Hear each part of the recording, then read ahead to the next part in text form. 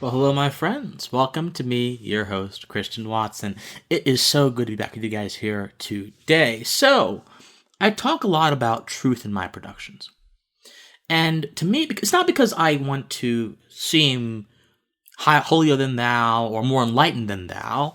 It's simply because I genuinely believe that our task, our orientation in this world is situated to what actually is, not what we think what is, not what we ought, what is what ought to be.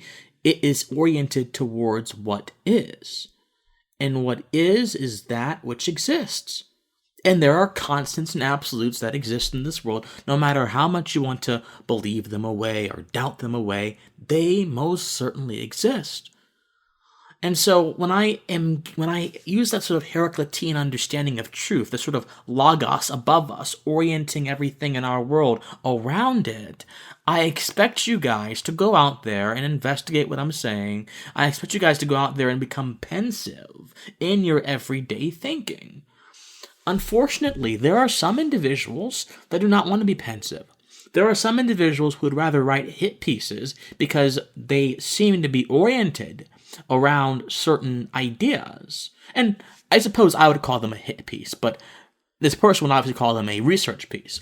And so I'm talking about nothing more than Nicole Hemmer. She is a professor, a research scholar at the Obama Presidency Oral History Project. She works over at Columbia University. Her stick is she investigates and analyzes conservative media, and she writes about the right, essentially. She recently wrote a piece titled, "What Kyle Rittenhouse's Fate Reveals About Law and Order." So when I first saw this piece, it's a mistake when I go on CNN.com because I see these kind of things and I wonder to myself, from which angle are they being addressed? Are they being addressed from a slanted angle? Or are they being addressed from an angle that seeks to shed what Heraclitus said was our private understanding and reach the logos? Are they being addressed in the fullest sense of justice, that is, in the fullest sense of understanding what an individual is and respecting that for what it is at a simple ontological level? Or are they being addressed in deceit and mistruth? We're going to see. I read a tiny bit of this article. I didn't read a lot of it.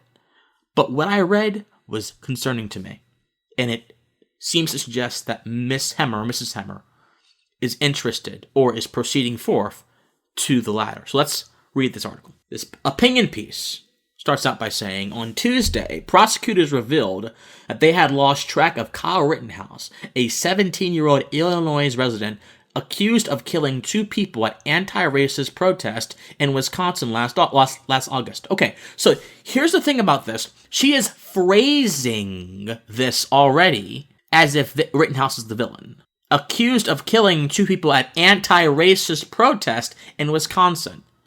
If she had simply said at riots in Kenosha, because guess what? That night in Kenosha, there were riots. Businesses were being destroyed. Things were on fire. You can go back and you can verify this with empirical evidence. But she had decided to kind of rewrite the story and say, oh no, he killed people at anti-racist protest, which leads the reader to believe or to assume that Rittenhouse must be either racist or against the sentiment of anti-racism. And for most people who do not understand what anti-racism actually is, they'll simply think that anti-racism is not being racist. It's more than that.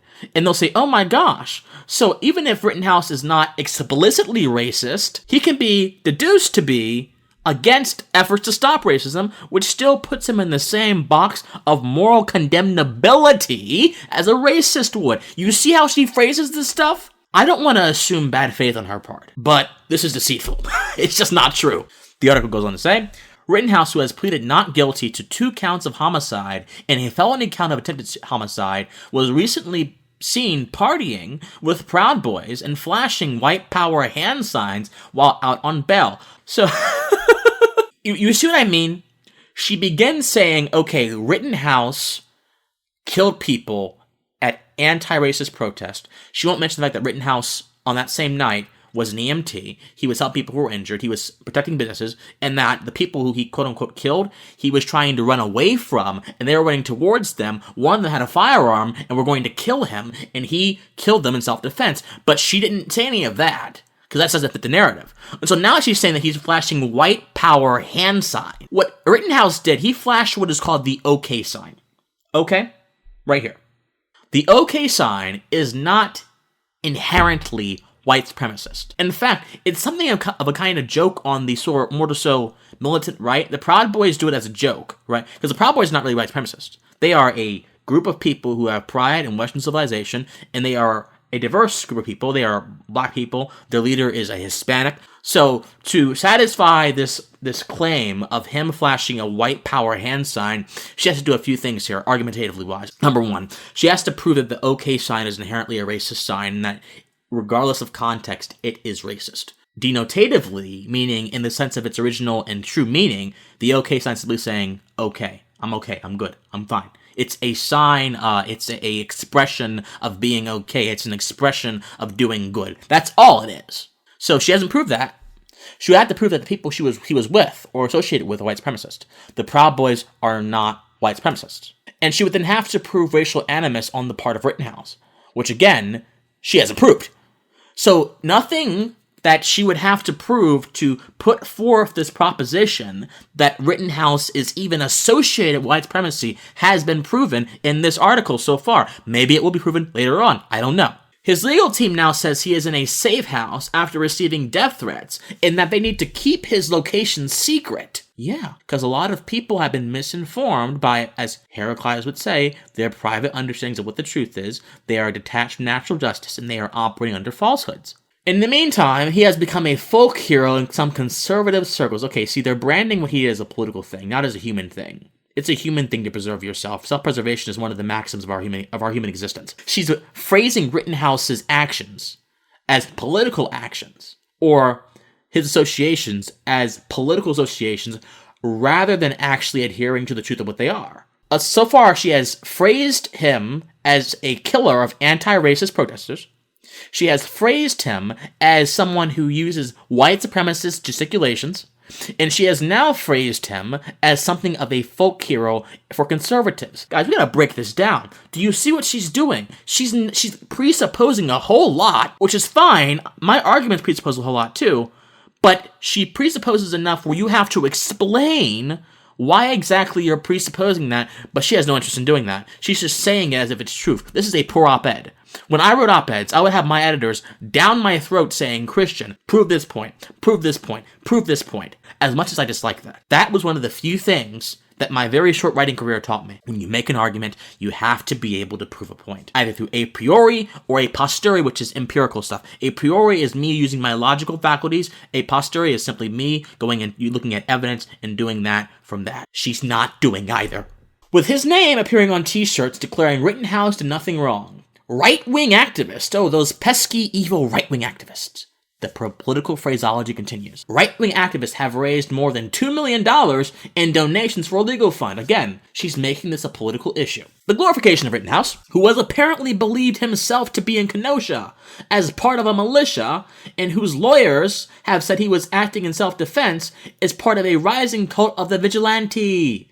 One that has found an eager following in the past 5 years. Okay, first of all, there were no militias on the ground. I want to know what her source is for, because there were no militias on the ground that claimed Rittenhouse. What is her source for this? This is ridiculous. Okay, a USA Today affiliate.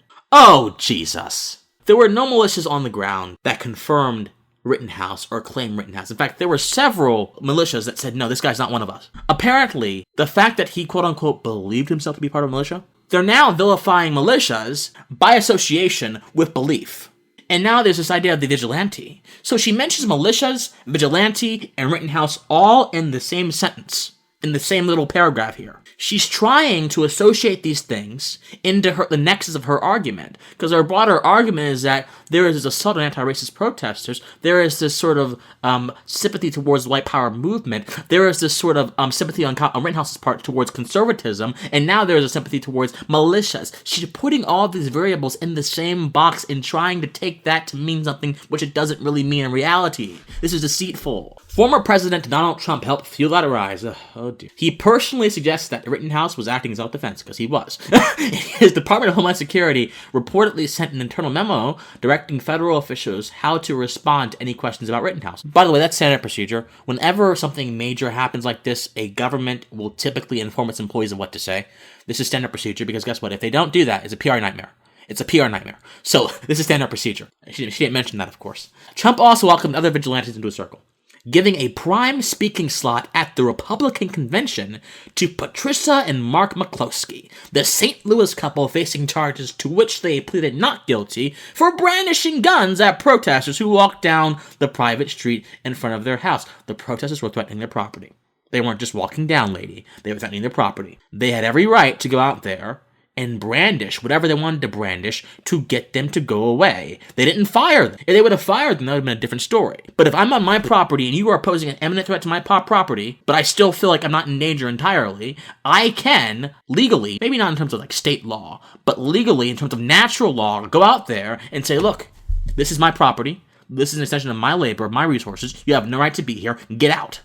And I can use whatever means proportionate to your actions to compel you to get out. That's not vigilantism. If it is, the law, the statutory law, needs to be changed. Because according to natural law, which is where statutory law is meant to derive from, that action is perfectly within the realm of protecting my rights. So this lady is using the term vigilantism as a sort of justification for the current statutes on the books, rather than looking to the foundation, the basis, the purpose of those statutes. So she is binding herself to the mundane. She is binding herself to all this stuff and trying to make a claim that requires her to go deeper. We have to go deeper, my friends. The embrace of these armed suspects might seem to contradict the right's law and order message, but vigilante violence has often been a part of law enforcement in the United States, a complement to state power rather than a threat to it. Both have been required to uphold America's racial order, and both will need to be radically reimagined or dismantled if the country is to have a fair and equitable justice system. My lord, talk about a loaded statement. There is a fallacy called the loaded argument, and she is assuming basically she assumes a bunch of things and presents them as truth without actually arguing for them. She's just saying stuff. She's making unsubstantiated claims. I'm positive there's been a history of what some would say, quote-unquote, vigilante things in America, but you have to examine those things in their context. This lady considers militias to be vigilantes, but if they're defending the natural law, if they're defending the natural rights, they're not vigilantes. They can't be vigilantes in the true sense of the word. They're simply vigilantes according to the current legal order. And if she is saying that the current legal order is failing people racially, then why is she trying to use the legal order as a standard for her own arguments? It's contradictory, number one. Number two, so she's now making a systemic racism claim again without backing that up, and she's now making a broad claim that law enforcement has an inherent racial motive. Again, no evidence, no backing it up, no even a priori reasoning, just saying stuff. I guess this passes as good editorial content for the CNN editorial team. A shame. Though we tend to think that the state has a monopoly on legal violence, that has seldom been the case, really. In principle, it's certainly true. In practice, it's mostly true. So if I go out right now and I don't pay my taxes, if I don't file my taxes, the state will come and they will use violence against me. If I didn't pay my loan shark and he comes to use violence against me, he can get arrested. The state can't get arrested. The state has a monopoly on violence. Let's see her case on this. White vigilantes have long acted as an extension of state violence against black people and other people of color and their allies, often with the tacit approval of police, prosecutors, juries, and a spectrum of legal and illegal acts together that created the political idea of law and order that has been the backbone of right-wing politics for more than 50 years. It's easier to caricature this racial relationship between the law enforcement and vigilantism as a feature of the Jim Crow South, where the Ku Klux Klan worked with local sheriffs to attack black people and their white Republican allies who seemed to imperil the social and political order of the white South. But the Klan persisted after Jim Crow, and vigilantes have worked with and been part of governments throughout the U.S. Okay, first of all, she's conflating a few things. So she's saying that because, circumstantially in a few instances, vigilantes have worked with crooked cops, law enforcement and vigilantes are on the same level of sorts.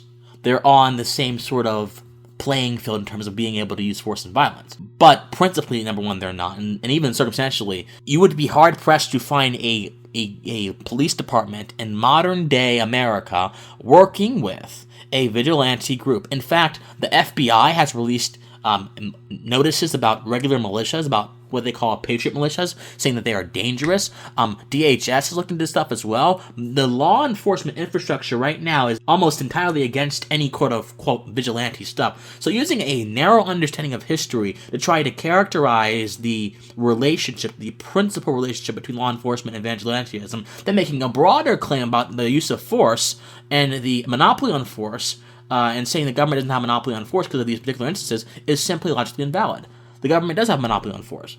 And the fact that some people in the government worked with vigilantes shows you they have a monopoly on force. Because if the government approves of vigilantes, they won't use the monopoly to attack them. There are some brilliant left-wing arguments. These are poor arguments. She's leading on the fact that in the 1870s, Ulysses S. Grant and his cabinet, the radical Republicans, all of them banded together to create the Ku Klux Klan Acts of 1870-1871, the first civil rights acts, which quite literally defanged the Klan in the South, arrested hundreds of thousands of Klansmen, broke local covens, as they were called, local clovens, as the Klan would call them, up and put them in federal court and put them in jail. Grant suspended habeas corpus for Klan members. He quite literally went around due process and locked them up. That's how quick Grant was to put an end to vigilante violence in the South at that time. But she doesn't mention that. She mentions the fact that some people worked with the Klan in the Jim Crow South, or before the Jim Crow South, and therefore there is a relationship endemic to law enforcement and white supremacy and vigilantes. She's not making her case very well right now. This was especially true in the years after the Civil Rights and Voting Act, where white vigilantism became a powerful force in American culture and politics. A wave of vigilante films in the 1970s and 1980s depicted white men fed up with the limits of policing, eager to take the law into their own hands, in part in response to the rising crime rates and in part in response to growing black political power. Two forces routinely conflated: white vigilantism featured in movies like Dirty Harry, where the vigilante himself was a cop, and Fighting Back, where vigilantes work in tandem with the police. Clint Eastwood, Dirty Harry, is now a symbol for how powerful white vigilantism was, because some of the people in the movie were white. What if that's the people they had available at that time for the movie? This would be like me saying Martin Lawrence in that movie that he was in with Will Smith or whatever, that depicts the cops going vigilante, shows a theme in American culture of black vigilantism unrestrained. And that's the same stupid stuff. It makes no sense. She's connecting apples to oranges. They are two different things that may exist in the same cultural time period, but don't have to necessarily have a connection with something. What's wrong with this lady? These arguments are not logical. Filmmakers were inspired by people like Anthony Imperiali, a city councilor in New York who formed the Northward Citizens Committee, a white vigilante group in New Jersey in the late 1960s. If the Black Panther comes, the white hunter will be ready. Imperiali famously warned, referring to the Black Power group, notably, was not granted the same freedom to act as vigilantes. Ronald Reagan, then governor of California, pushed for gun control laws in response to Black Panthers carrying firearms and reporting on Imperiali in 1968. But yet the Black Panthers throughout Reagan's term, especially throughout Reagan's term as president, were around everywhere brandishing AK-47s. They are vigilantes as well. Are you going to say that Farrakhan and the Black Panthers and some of the black movies that arose out of that kind of racial consciousness, from like Spike Lee and all that kind of thing, School Days, Black and I'm Proud, Malcolm X, are you going to try to tie a cultural resurgence of black vigilantism with that kind of stuff? Of course you're not, because it doesn't fit your agenda. But by losing your logic, I can do the same thing. It makes no sense. The New York Times wrote that the police officially frowned on his organization's street patrols, a description suggesting that unofficially, they were more supportive. As were voters in New Jersey, Imperiali would go on to serve as a member of the New Jersey state government for most of the 1970s. Juries, too, sometimes went easy on vigilantes. In 1984, when 4 black teenagers approached Bernhard's Gates, I don't know how to say that, on the New York City subway and asked for $5, Goetz shot them all and then fled. He became known as a subway vigilante, lionized as a force of order in a city plagued by crime. During his trial, Goetz confessed that he'd hoped to kill the teens, who he thought were about to rob him, and that the only thing stopping him was that he ran out of bullets.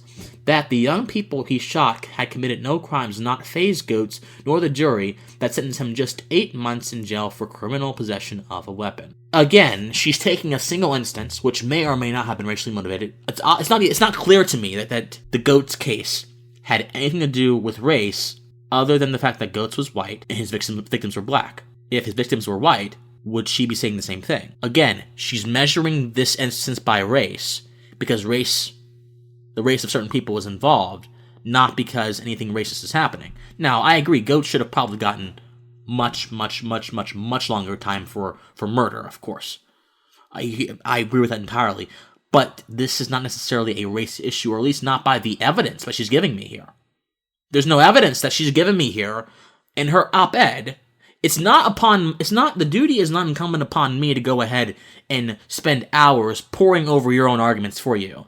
So if someone says, oh, Christian, you're not giving her a chance, you need to go and research these things, I'll research the Goetz case, but if she's going to mention the Goetz case in this video, in this article, she needs to be able to show me that the Goetz case has a causal relationship with the level of racially motivated violence in New York City, and then a relationship between racially motivated violence and juries being soft in that violence, and she has done nothing.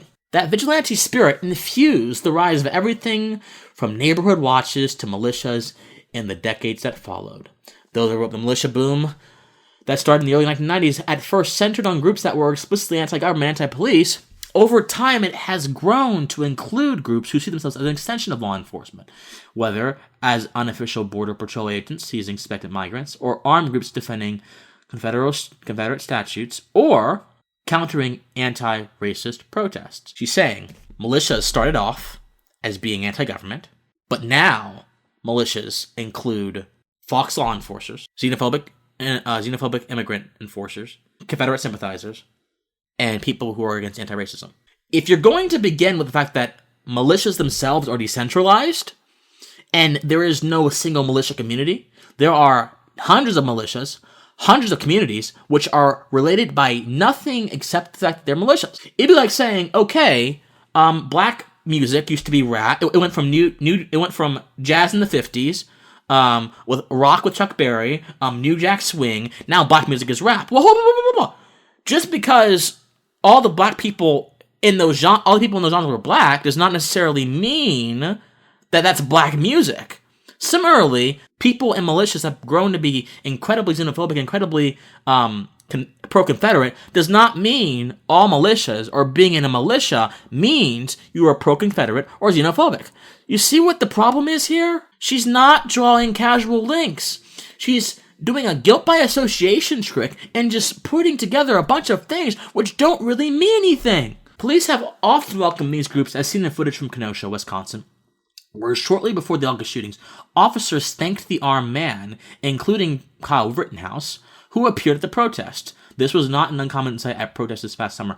Maybe because, especially in Kenosha, again, she leaves out context, in Kenosha, police officers were begging. They were begging for the National Guard to step in. It took long enough. It took someone to get killed for the National Guard to be mobilized. And when that happened, the Kenosha riots ended. A week later, President Trump visited. So maybe they were thanking the men because they were actually a deterrent for potential property crimes. And guess what? It's not illegal to carry a firearm around without shooting it. It's not illegal to just carry a firearm around. There's nothing illegal about that. There's nothing illegal about that. Nothing at all. Nothing wrong about that. Nothing morally wrong about that. This lady is trying to do some deceitful stuff here, and people are falling for it. They're taking a bunch of guilt by association stuff and just cramming it together and using a single label to define a totality of individuals, and that is wrong, people. Don't you see this? They're trying to feed you from the truth. A recent report by Michael German at the Brennan Center for Justice outlined not only these incidents, but the ways militias have maintained active ties with law enforcement, including officers who are a part of these groups. Again, there's nothing wrong with being a part of a militia. There's nothing wrong with being a part of a militia. It depends on the militia. Guilt by association is a logical fallacy. This lady should know that. She researches academic stuff. She should know that. The line between police and vigilantes often blurs, but not only because some officers approve of vigilantism. Again, she's using vigilantism to convey ethically wrong behavior without first establishing that vigilantism is ethically wrong. Her arguments are collapsing inside themselves. But because some officers likewise engage in unlawful yet unpunished uses of force against black people, as decades of police riots and brutality demonstrate, she's taking logical leaps here. She's just going all around the place, people. This is shameful. So let's start. Let's go. First it was Rittenhouse shot anti-racist people. Then it was Rittenhouse put up white supremacist signs. Then it was Rittenhouse is liked by conservatives. Then it was police and vigilantism go hand in hand, and the state does not have a monopoly on force. Then it was certain efforts by certain people demonstrate this universal principle. Then it was a guy in the New York subway killed 4 black teens, which was wrong, by the way, and that's racist because they were black, although she has not proved the link between him killing them and their being black. Now it is police and vigilantism and police are all mixed into the same pot by association.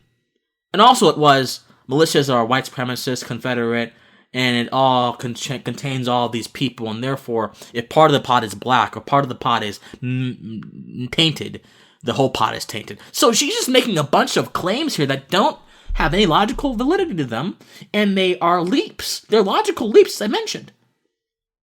Some lawmakers welcome them as well, helping to enshrine vigilantism into law. The radical gun jurisprudence. First of all, if it's lawful, it's not vigilantism. That's number one.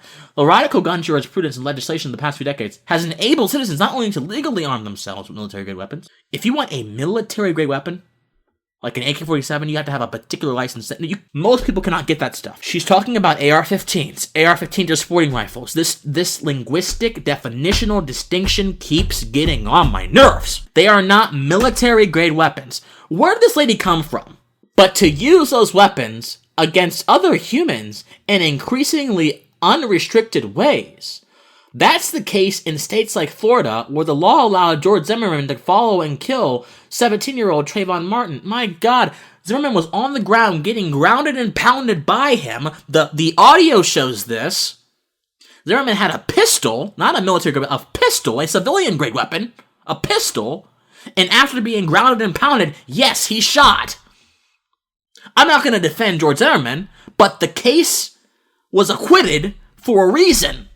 That said, as the insurrection at the Capitol last month shown, neither police nor lawmakers are themselves safe from vigilante violence. Considered oath breakers by the mob for not helping overturn the election, these members of law enforcement in Congress are no longer viewed as instruments of law enforcement, but as violators of it. Their mental shift helps to explain why people bearing Blue Lives Matter flags overwhelmed and injured Capitol Police, and violence that left one police dead. Of course, not everyone can engage in armed vigilantism and escape unscathed, left to skip bail or rant at the Capitol. As staff writer David A. Graham noted in The Atlantic, gun radicalism has extended almost exclusively to white Americans. When black Americans take up arms, it quickly becomes clear that they are getting what he called the Second Amendment second-class citizens, arrested, charged, or even killed for the sort of gun ownerships that white Americans consider a sacred right. Thus, while black vigilantism does exist, it is far riskier to engage in and far less likely to receive the sanction of law than its white counterpart. Okay, lady. Let's stop dealing with theory here. This was Kentucky this summer. Black Panthers in Louisville. This is Kentucky. If there's going to be any place for this lady's thesis, for Miss Nicole's thesis to take root, it would be Kentucky. It went off without a hitch. I may very well react to that Atlantic article next, because I am just...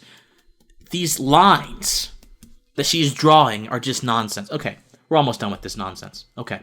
Rittenhouse has, of course, been charged, and the facts of his case are still being investigated, but there are many on the right who see his prosecution as a disruption of a tacit understanding that white vigilantes have been sanctioned to police and even injure or kill anti-racist activists who they see as disruptive. And no wonder they think so. They have more than 100 years of history showing that most of the time That's exactly what law and order means. So she ends with another erroneous guilt by association argument, which doesn't address the principle of law and order, instead addresses how some people misunderstand law and order and how it's been conflated with certain activities. So she's not addressing the principle, she's addressing how some people misunderstand it. Again, Heraclitus said about this phenomenon, the problem is we have our private understanding of the truth, and we don't want to look at the truth. This lady has a private understanding of the truth. Miss Nicole Hemmer has a private understanding of the truth. Miss Hemmer, if you want to come on Pensa Politics to debate this stuff, I would love you to. I would love to bring you on Pensa Politics so we can have a discussion about this stuff. Because this is dishonest right here. I have nothing against you personally. Again, it's not you that I love you, man. It's your ideas. Your ideas are the dangerous things. Saying that black folks can't own guns like white folks can, and we have Black Panthers protesting in one of the most reddest states in the country, where your thesis would have more likely to take root. People, again, I'll leave you with one quote. This is from the Stanford Encyclopedia of Philosophy. Heraclitus stresses that the message of the truth, I'm paraphrasing of course, is not his own invention, but a timeless truth available to any who attend to the way the world itself is. Although the word is common, he warns, the many live as if they had a private understanding. The word, the truth, exists apart from Heraclitus' teaching, but he tries to convey that message to his audience. What do you have a private understanding about, people? Shed your private understandings. Embrace epistemic humility. Embrace the truth, and let that be your guiding light. All right? All right. Think on it. As always, my friends, if you support my content, please donate to me, PayPal, officialcwatson@gmail.com. But as always, my friends, please, most importantly, forever and eternally, stay pensive. I love you. Bye-bye. Hey guys, if you enjoyed this message, please be sure to support my channel through PayPal. My PayPal is @officialcwatson, as you see on the screen.